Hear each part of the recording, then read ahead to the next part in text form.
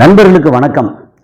இப்போ வந்து Iran, Israel, America இதோட வார் அப்டேட் எடுத்தோம்னா தினந்தோறும் புதுசு புதுசாக இங்கே தாக்குறாங்க, அங்கே தாக்குறாங்க, ஏர்போர்ட்டை தாக்குறாங்க, டவரை தாக்குறாங்க, அப்புறம் வந்து தண்ணீர் நிலைகளை தாக்குறாங்க, அதாவது டீசலேஷன் பிளான்ட் தாக்குறாங்க, இல்லை ஆயில் ஸ்டோரேஜை தாக்குறாங்க, இல்லை இங்கே வந்து டெல்லவியூவில் பயங்கரமாக திரும்ப திரும்ப அடிச்சிருக்காங்க, புது புது கருவிகள் வருது அப்படின்னு தினமும் புதுசு புதுசாக வந்து அட்டாக்கை பற்றின தகவல் வந்துக்கிட்டே இருக்குது. அதுவும் இல்லாமல் திடீர்னு சம்மந்தமே இல்லாமல் நார்வேல ஓஸ்லோ அப்படின்ற அந்த ஒரு இடத்துல ஒரு தாக்குதல் நடந்திருக்கு. அதை பற்றி இது எல்லா விஷயத்தையும் வந்து இந்த அப்டேட்டில் வந்து நம்ம கம்ப்ளீட்டாக கொடுக்க போகிறோம். இது ரொம்ப முக்கியமாக சைனாவில் இருக்கிற மிலிட்ரி ஆஃபீஸர் ஒருத்தர் வந்து அவர் சொல்லியிருக்க முக்கியமான கருத்து என்ன, இது எல்லாத்தையும் நம்ம வந்து இந்த பதிவில் பார்க்க போகிறோம். நான் கசாலி டிகோட்ஸ். இது சினிமா, உள்ளூர் அரசியல், உலக செய்திகள், சமுதாய கருத்துக்கள் அனைத்தையும் விருப்பு இல்லாமல், சார்பு இல்லாமல் தரவுகளோடு கொடுக்கக்கூடிய ஒரு சேனல். உங்களுடைய ஆதரவு லைக் பட்டனை கிளிக் செய்து சப்ஸ்கிரைப் செய்து நண்பர்களுக்கு பகிர்ந்து ஆதரவு தாருங்கள். நன்றி. இப்போ ரொம்ப முக்கியமாக ஃபஸ்ட்டு திங்கு வந்து துபாய்ன்னு சொல்லிட்டாலே ஏகப்பட்ட பேருக்கு கனவு. துபாய் வந்து அப்படி ஒரு அற்புதமான ஒரு பளபளப்பான எல்லா மக்களையும் வந்து வெல்கம் பண்ணக்கூடிய, எல்லா மக்களையும்னா வேலை செய்கிறவங்க வாங்க, வறுமையால் இருக்கீங்களா வந்து வேலை செய்யுங்க, காசு வச்சுருக்கீங்களா வந்து இன்வெஸ்ட் பண்ணுங்கள், அப்புறம் வந்து ஜாலியாக வரணுமா நீங்கள் ஜாலியாக வாங்க, இல்லை பொருட்களை வந்து ட்ரேட் பண்ணணுமா ட்ரேட் பண்ண வாங்க அப்படின்னு எல்லா மக்களுக்கும் எல்லாத்துக்கும் ஒரு சௌரியமான ஒரு நாடு. ரொம்ப குறிப்பாக வந்து இந்தியாவுக்கு, அதுவும் தமிழ்நாடு, கேரளா இந்த மாதிரி மக்களுக்கு பெரிய அளவு பொருளாதார ரீதியாகவும் நமக்கு ரொம்ப இணக்கமான நாடு. பல வருடங்களாக கிட்டத்தட்ட 1980களிலேருந்து எடுத்து 75-80களிலேருந்து எடுத்தாச்சுன்னா இப்போ வரைக்கும் துபாய் வந்து நமக்கு ஒரு முக்கியமான நாடு, நம்ம பொருளாதாரத்துக்கும் ஒரு முக்கியமான நாடு. ஸோ இந்த மாதிரி வந்து அந்த துபாய் தான் வந்து ஈரானோட கோப பார்வையில் பட்டிருக்கு. அப்படின்னா என்ன அர்த்தம் அப்படின்னா, மொத்தத்துக்கு அந்த அரபு நாடுகள் எதுவுமே இஸ்ரேல் பொருட்களை நேரடியாக பயன்படுத்தக்கூடாது, மறைமுகமாக பயன்படுத்தும். ஏன்னா அமெரிக்கா வழியே வரும், வேற ஒரு கம்பெனி மூலமாக அப்படி வரும். ஆனால் இஸ்ரேலில் அங்கே தயாரிக்கப்பட்ட எந்த பொருளையும் இங்கே வந்து உள்ளே அலோவ் பண்ணுறது இல்லைன்னு முடிவு பண்ணியிருந்தாங்க. அதுபோக இஸ்ரேல் பொருட்களையே அலோவ் பண்ணலன்னா அப்புறம் இஸ்ரேல் நாட்டோட அந்த பிரஜைகள் யூதர்கள் எங்கிருந்தாலும் ஜிசிசி கண்ட்ரிஸ்குள்ளே அலோவ்டு இல்லைன்னு இருந்தது. அதை முதல் முறையாக பிரேக் பண்ணது துபாய். அவங்க பிரேக் பண்ணோன்னா அப்புறம் கத்தார், பஹ்ரைன், குவைத் எல்லாமே பிரேக் பண்ணிட்டாங்க. சவுதியில் மட்டும் பெரிய அளவுக்கு பிரேக் பண்ணலன்னு நினைக்கிறேன். ஓகே, இந்த மாதிரி ஒரு சூழலில் இந்த ஜிசிசி கண்ட்ரி எல்லாம் ப்ரோ இஸ்ரேல், ப்ரோ அமெரிக்கா, ஏற்கனவே ப்ரோ அமெரிக்கா தான், ஸோ ப்ரோ இஸ்ரேல் அந்த மாதிரி ஆனது. ஸோ இந்த மாதிரி வந்து ஒரு விஷயத்தை ஆரம்பிச்சு விட்டு இப்போ வரைக்கும் ஏகப்பட்ட யூதர்கள் எல்லாம் வந்து இங்கே இருக்காங்க. அவங்க வந்து அரபு நாடுகளில் யூதர்கள் வந்து குவியறதுக்கும், அவங்க வந்து ஈஸியாக பிஸ்னஸ் பண்ணுறதுக்கும், அதுக்கப்புறம் இந்த பணத்தை கொண்டு போய் அங்கே பாலஸ்தீன முஸ்லீம்களை அடிக்கிறதுக்கும், முஸ்லீம்னா வெறும் மதத்தால் மட்டும் இல்லை, இனத்தாலையும் பாலஸ்தீனில் அடித்து துரத்துறதுக்கும் இந்த ஜிசிசி ரொம்ப குறிப்பாக வந்து துபாய் முக்கியமான காரணமாக இருந்தது அப்படின்னு எல்லாத்தையும் நோட் பண்ணி வச்சுக்கிட்டு இப்போ என்ன பண்ணுறாங்க, இந்த பிரச்சனை வந்த உடனே ஃபஸ்ட்டு திங் வந்து அந்த மொத்த ரீஜனில் இருந்தும் அமெரிக்க படைகள், அமெரிக்க தளங்கள் எதுவும் இல்லாமல் அமெரிக்க படைகள் முழுக்க வாபஸ் வாங்கணும், எங்கள் ஏரியா இதை வந்து நாங்கள் பார்த்துக்கிறோம் அப்படின்ற இடத்துக்கு வரணும் அப்படிங்கிறதால முடிவு பண்ணி ஈரான் வந்து எக்கச்சக்கமான ஆயுதங்களை தயாரித்து குவிச்சு வச்சுருந்தாங்க. இப்போது கடந்த 8-9 நாள் ஆச்சு. இப்போது 8 நாளில் அடிச்சிருக்காட்டி கொஞ்சம் நஞ்சம் இல்லை. இப்போது நேற்று என்ன பண்ணாங்கன்னா, துபாயில் வந்து ஃபஸ்ட்டு ஒரு 2 days 3 days ஏர்போர்ட்டில் வந்து ஒரு மாதிரி ஸ்டாப் பண்ணி வச்சுருந்தாங்க. அதுக்கப்புறம் என்ன நடந்துச்சுன்னா, பரவாயில்லன்னு ஒரு கொஞ்சம் போல் ஃப்ளைட் வந்து விட்டாங்க, எமிரேட்ஸ் ஃப்ளைட்டு. அப்புறம் எல்லோரும் வாங்க, நாங்கள் வந்து சாதாரணமாகிருச்சு, எந்த ஒரு பிரச்சனையும் இல்லை அப்படின்னு சொல்லி ஆரம்பித்து எல்லாரையும் வந்து இப்போ ஏர்போர்ட்டில் சகஜமாக இயங்கிருச்சு. ஈரான் சண்டை அது கிடக்கு, அது டுபாக்கூர், நாங்கள் வந்து சாதாரணமாக தான் இருக்கோம் அப்படின்னு சொல்லி இது அந்த சொல்கிற நேரத்தில் பார்த்தா ஏற்கனவே பாம் ஜுமேராவில் வந்து ஒரு இடத்துல விழுந்தது.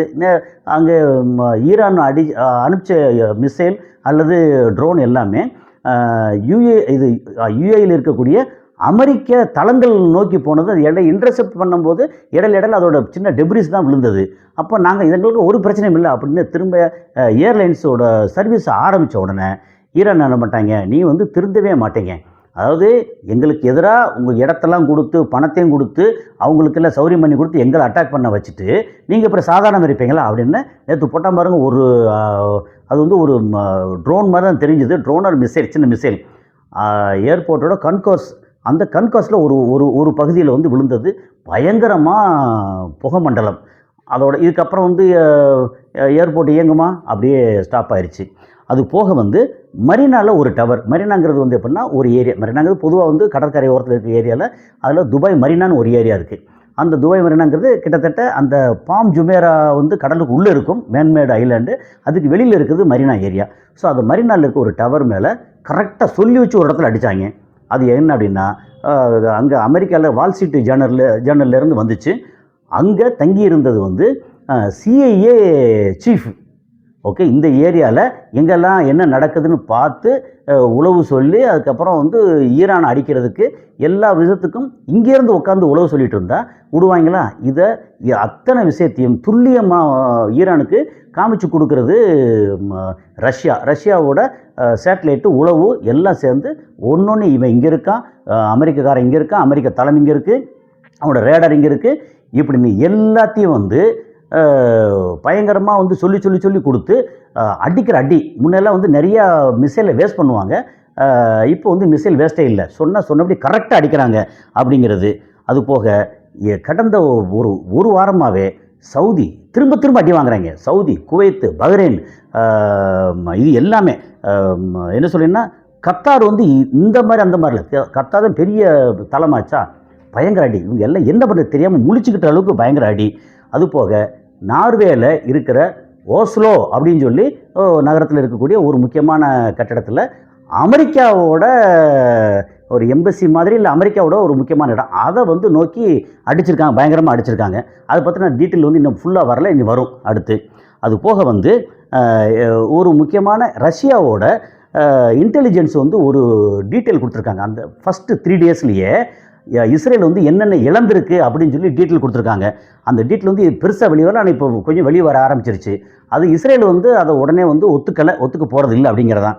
இப்போ ரொம்ப முக்கியம் என்னென்னா டிமோனா நியூக்ளியர் அக்சஸ், அந்த அக்சஸ் முதல்ல அவுட்டு.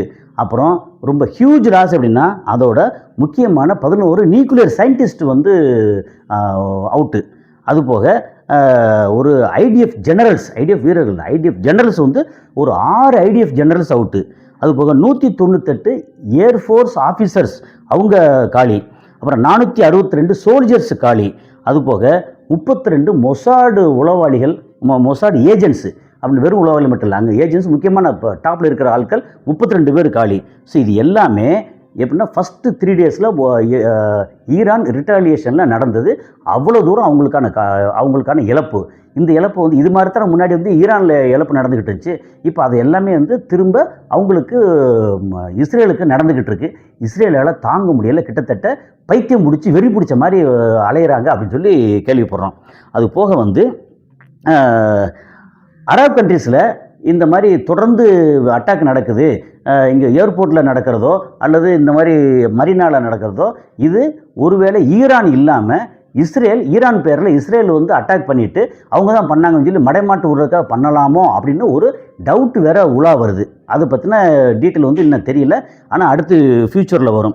இப்போ வந்து சைனீஸ் மிலிட்ரி ஸ்போக்ஸ் பர்சன் வந்து அவர் ஒரு முக்கியமான விஷயத்தை சொல்லியிருக்கிறார். எப்படின்னா இப்போ யூஎஸ்ங்கிறது, அமெரிக்காங்கிறது ஒரு வார் அடிக்ட், அதாவது போர்னு வந்து போதையோடு அலையக்கூடிய ஒரு நாடு. 240 வருஷத்தில் அவங்க இதுவரைக்கும் போர் இல்லாத வருடங்கள் எடுத்தாச்சா, மொத்தமே 16 வருடங்கள் மட்டும்தான் போரே இல்லாமல் இருந்திருக்காங்க. அவங்க வந்து 800 இடங்களில் ஓவர்சீஸில் 80 நாடுகளுக்கு மேலே ரீஜனில் 800 இடங்களில் அவங்க அமெரிக்காவோட தளங்கள் வச்சுருக்காங்க.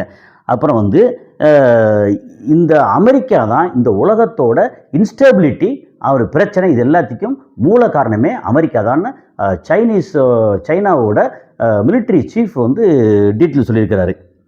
அது இல்லாமல் இப்போ நேற்று வந்து அமெரிக்கா அண்டு இஸ்ரேல் அந்த படை, அவங்க வந்து படைனா வான்படை என்ன பண்ணியிருக்காங்க, ஈரானோட ஆயில் ரிசர்வ் அதை வந்து அடித்து பின்னிருக்காங்க. இந்த ஆயில் ரிசர்வ் எதுக்கு, இங்கே ஈரானை அடித்தா எங்கே வலிக்கும், சைனாவுக்கு வலிக்கும். ஸோ சைனாவுக்கு வலிக்கணுங்கிறதுக்காக இந்த ஆயில் ரிசர்வ் அடிச்சிருக்காங்க. அது இல்லாமல் அந்த ஈரானுக்கு வரக்கூடிய தண்ணீர் குழாய்கள் அது வந்து பக்கத்து நாடுகள்லேருந்து தாஜிகிஸ்தான், கசகஸ்தான்லேருந்து இங்கே இருந்தெல்லாம் தண்ணீர் குழாய்கள் வரும். அந்த குழாய்களை பூரா அடிச்சிருக்காங்க. அப்புறம் டீசலேஷன் பிளான்ட் அடிச்சிருக்காங்க. நீ தண்ணி இல்லாமல் சாகு அப்படின்னு சொல்லி ஈரானை வந்து பட்டினி போடுறதுக்காக, சாகடிக்கிறதுக்காக எல்லாம் இப்போ பண்ணுறாங்க இல்லையா? அப்போ இவங்க வந்து திரும்ப பண்ணத்தானே செய்வாங்க. அந்த மாதிரி ஈரானை வந்து பழி வாங்குறதுக்கு ஸ்கூல் குழந்தை அடிக்கிறாங்க, ஹாஸ்பிட்டல் அடிக்கிறாங்க, அப்புறம் தண்ணீர் இது அடிக்கிறாங்க. இது தண்ணீர் இது அங்கே அடித்த உடனே இவங்க வந்து என்ன பண்ணிட்டாங்க, ஃபுஜைராவில் தண்ணீர் இது அடித்தாங்க. ஸோ இது மாதிரி மாற்றி மாற்றி அடிச்சுக்கிட்டே இருக்காங்களா? ஸோ இது வந்து எங்கே போய் முடிய போகுதுன்னு தெரியல. இப்போ என்ன சொல்லியிருக்காங்கன்னா, ஈரான் என்ன சொல்லியிருக்காங்க, நாங்கள் இது வரைக்கும் அடித்ததெல்லாம் சாதாரண விஷயம், இப்போ வந்து புதிய ஐட்டங்களை வந்து உங்களுக்கு காமிக்க போகிறோம் அப்படின்னு இருக்காங்க. புதிய ஐட்டங்கள் வந்து எப்படின்னா கொரம்ஷாவர் 4 கொண்டு வந்துட்டாங்க, செஜில் கொண்டு வந்துட்டாங்க. இதுக்கப்புறம் வந்து வேறு கைபர் வேறு என்னென்ன கொண்டு வர போகிறாங்கன்னு தெரியல. என்னத்தை கொண்டு வந்தாலும் அழிவு பேரழிவாக தான் ஆகிக்கிட்டு இருக்கு. எந்த இடத்துலையும் சமாதானத்துக்கான வழியே தெரியலை. அப்புறம் இவர் வந்து அப்பாஸ் அரக்கில்ல, இவர் பெசஸ்கியான் வந்து மன்னிப்பு கேட்டு ஒரு எக்ஸ் தளத்தில் போட்டாங்க. உடனே வந்து அமெரிக்காவில் வேறு மாதிரி ப்ராபகண்டா பண்ண ஆரம்பித்தாங்க. அதை உடனே ரிமூவ் பண்ணாங்க.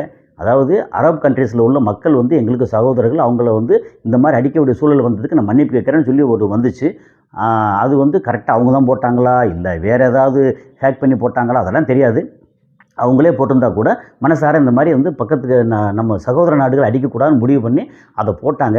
அதை புரிஞ்சுக்கிறாம இவங்களும் வேறு மாதிரி பண்ண உடனே திரும்ப திரும்ப ஒன்று அடிப்பேன், பரவாயில்ல, நீ என்ன பக்கத்தில் இருக்க சகோதர நாடுகள்லாம் வந்து நீங்கள் பங்காளி சண்டை மாதிரி வந்துச்சுன்னா வரட்டும், பரவாயில்ல, நீ அமெரிக்காவுக்கு உதவி பண்ணுற, இஸ்ரேலுக்கு உதவி பண்ணுறேன்னா நீ எனக்கு எதிரி தான் அப்படின்னு வந்து சுற்றியே அடின்னு அடிச்சுக்கிட்டு இருக்காங்க.